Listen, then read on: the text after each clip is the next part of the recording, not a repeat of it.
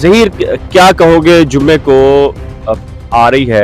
अल्हम्दुलिल्लाह निकाह किया है, कोई गलत काम नहीं किया। इत्मीनान है ज़हीर? जी चले अल्हम्दुलिल्लाह, बात। मैं खुश हूँ इस हवाले से कि वो आके अपनी राय देगी कोर्ट में। क्या उसने ये बताया था कि पेरेंट्स से उसकी जान को खतरा है या रिलेटिव से? बहुत दफ़ा, और ये तो ऑन एयर भी है, काफ़ी इंटरव्यूज़ में भी उसने बताया है। जब से वो यहाँ पे मैं भी यहीं पे हूँ, और 170 दिन हो गए हैं। और या ये 170 दिन भी याद है? हाँ बिल्कुल, एक में हम मुस्तकिल ज़हीर को देख रहे हैं यहाँ कोर्टों में आते जाता, तो ये तो हमें लग रहा है कि रोमियो जूलियट की नई कहानी है आज के दौर की। बिस्मिल्लाहिर्रहमानिर्रहीम, अस्सलाम वालेकुम। मैं हूं बिलाल अहमद। उम्मीद है आप सब खैरियत से होंगे। ज़हीर केस पर आज बात करेंगे और आज ज़हीर भी हमारे साथ मौजूद है।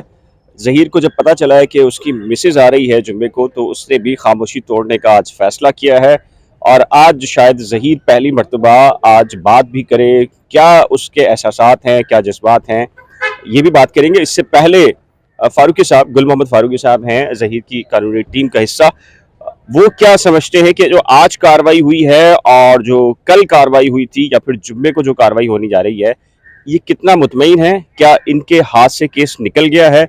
इनके मुखालफिन ये कह रहे हैं कि केस इनके हाथ से निकल गया है क्योंकि अब तो लड़की आ गई है, आ रही है और वो वालिदैन के हक में बयान देगी। क्या कहेंगे? केस आप हार रहे हैं?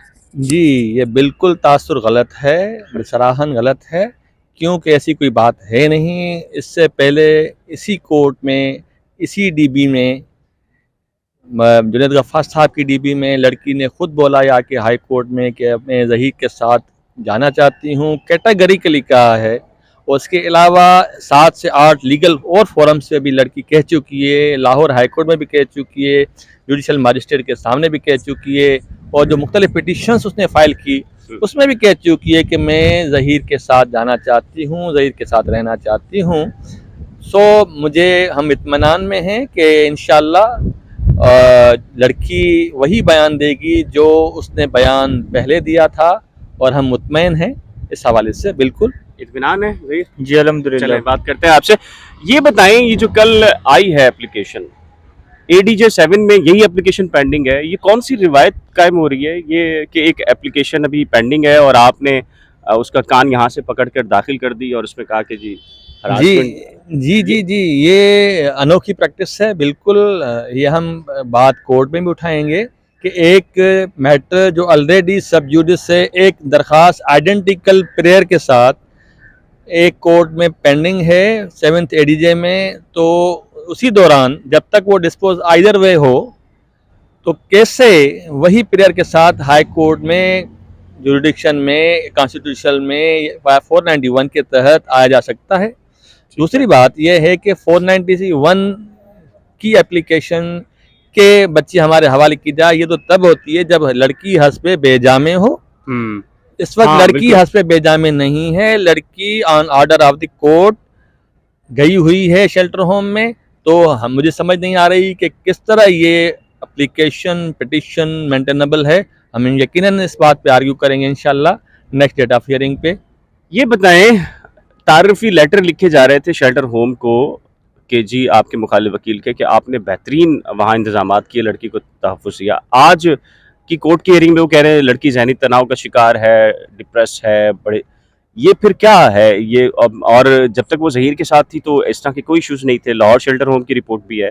ये क्या चल रहा है? और आज की प्रोसीडिंग के बारे में थोड़ा सा आज की प्रोसीडिंग के हवाले से सबसे पहले मैं बताऊंगा कि आज जो मैटर प्रोसीड हुआ, तो मेरे फाजिल वकील दोस्त जो हैं, क्योंकि एप्लीकेशन हमारी थी, राइट हमारा था कि हम कोर्ट को असिस्ट करते, लेकिन वो सबसे पहले आके ये बोले कि हमने क्योंकि एप्लीकेशन फाइल की हुई है 2 दिन पहले, उसमें हमने ये प्रेयर मांगी है कि मुलाकात न करने दी जाए, और वो सब जुडिस से लिहाजा ये कोर्ट इसको ना सुने, हमें ना सुने।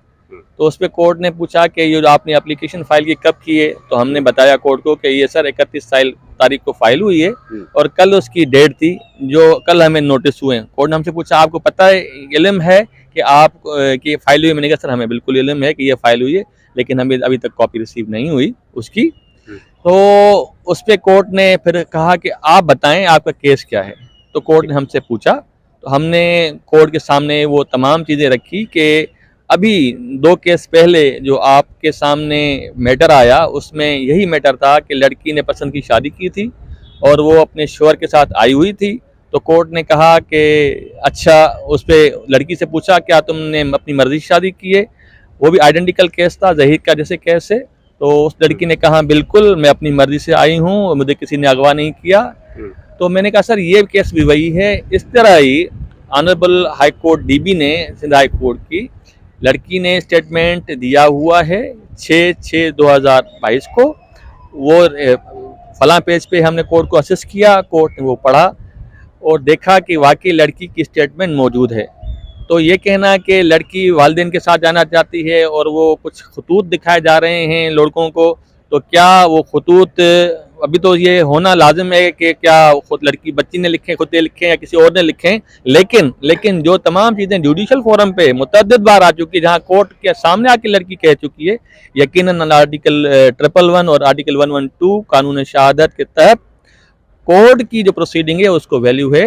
ये अभी तक असर्टेन हो कि लड़की ने कहा है नहीं कहा, ये तो बात की बात है। जैसे आज ये मिसाल सिंगल बेंच के सामने दी गई कि 2 रुकनी बेंच में पेंडिंग है तो आप ये फैसला ना करें, यही मिसाल तो अप्लाई क्या ADJ 7 में पेंडिंग पर 2 रुकनी बेंच के सामने नहीं होगी कि जब तक वहाँ पेंडिंग है तो आप कैसे हियरिंग कर रहे हैं 2 रुकनी बेंच? बिल्कुल, ये हमारा प्रिलिमिनरी ऑब्जेक्शन होगा इस पिटिशन पे और एप्लीकेशन पे 491 के।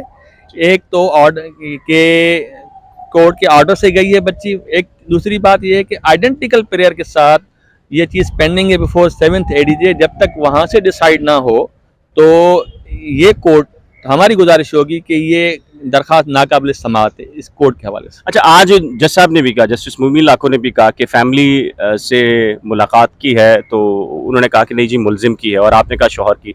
तो मुमीन लाखों साहब ने भी रिमार्क्स दिए कि शौहर भी तो फैमिली होता है। तो जी यकीनन। और वो इस बात का कोई जवाब नहीं दे सके कि लड़की ने मना किया है कहीं पर शौहर से मिलने का, और 2 मरतबा पूछा उनसे कि आप बताएं कि क्या, वाज़ेह तौर पे पूछा दोबारा कि क्या वाकई मना किया है लड़की ने शौहर से, तो उनके पास कोई जवाब नहीं था। जी, बात क्योंकि वो कहते हैं कि man can lie but document can not. Documentary evidence available है, हमने उसको लगाई हुई है, जिसमें 7th ADJ साहब ने खुद से एक लेटर भेजा था शेल्टर होम में बच्ची के लिए, और बच्ची ने on oath statement an affidavit दी है कि मैं अपने शोहर के साथ मिलना चाहती हूँ। वो रिकॉर्ड का हिस्सा है अभी तक। तो आज तक की तारीख में जुडिशल प्रोसीडिंग में लड़की शोहर के साथ मिलना चाहती है, ठीक है, और उसके साथ जाना चाहती है। ज़हीर क्या कहोगे, जुम्मे को अब आ रही है तो क्या एहसासात हैं और क्या मुलाकात की ख्वाहिश है आपकी, और क्या लग क्या रहा है, अब क्या होगा? मेरी तो बहुत ख्वाहिश है मुलाकात की। स्टार्ट से भी मैंने कोशिशें की हैं काफ़ी, पर इन लोगों ने अलाउ नहीं किया।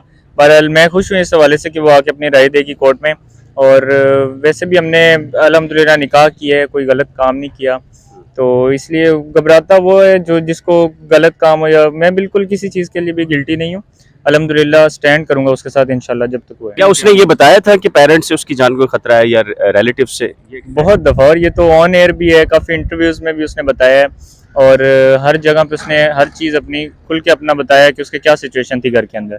तो इसके बावजूद अगर उसको ज़बरदस्ती ये चाह रहे हैं कि भेजा जाए तो ये बहुत गलत होगा। अच्छा, तो उसकी सिक्योरिटी के हवाले से फिर क्या वो होगा? देखिए, ज़हीर के साथ ठीक है, कुछ अर्सा रही है तो वो रही है, शेल्टर होम में भी सिक्योर, लेकिन अगर वालिदैन के पास जाती है, जो जैसा कि DSP साहब ने भी इंटरव्यू में कहा था कि जी उसके रिलेटिव उसको मारने के लिए सारा सेटअप, तो इसके हवाले से क्या कहेंगे? देखें, सिक्योरिटी वाली बात तो बहुत नेक्स्ट है। असल बात यह है कि बच्ची ने जो स्टेटमेंट या बच्ची के हवाले से जो बात मेडिकल ऑफिसर्स ने या साइकाट्रिक ने जो लिखा। अच्छा, 1 मिनट, मैं ज़हीर से आखिरी बात कर रहे, सॉरी ज़हीर, तुम्हारे बारे में कि तुम केस छोड़ के जा चुके हो, लाहौर में हो, तुम्हारे पैसे भी ख़त्म हो गए, वकील भी नहीं है, यही बताया गया है उसको, क्या कहोगे? नहीं, झूठ तो जितने बोले जाए उसको वो काम है, लोगों ने बहुत झूठ बोले हैं और उसे यकीन है मुझ पे। अल्हम्दुलिल्लाह मैं यहीं पे हूँ, जब से वो यहाँ पे मैं भी यहीं पे हूँ, और 170 दिन हो गए हैं। और अच्छा, ये 170 दिन भी याद है? हाँ बिल्कुल, 170 दिन हो चुके हैं ऑलरेडी, पर अल्लाह ने सब्र दिया, इंशाल्लाह उसका इंतज़ार करेंगे और लड़ेंगे केस को। चले जी, ज़हीर भी मौजूद थे और यहाँ पर गुल मोहम्मद फारूकी साहब ने भी लीगल पोजीशन। एक बात ऐड कर दूंगा कि मुझे अपने दोस्त जो लीगल फर्टिनिटी के मुझसे तो ये पूछते हैं कि जो हम मुस्तकिल ज़हीर को देख रहे हैं यहाँ कोर्टों में आते जाता, तो ये तो हमें लग रहा है कोई रोमियो जूलियट की नई कहानी है आज के दौर की।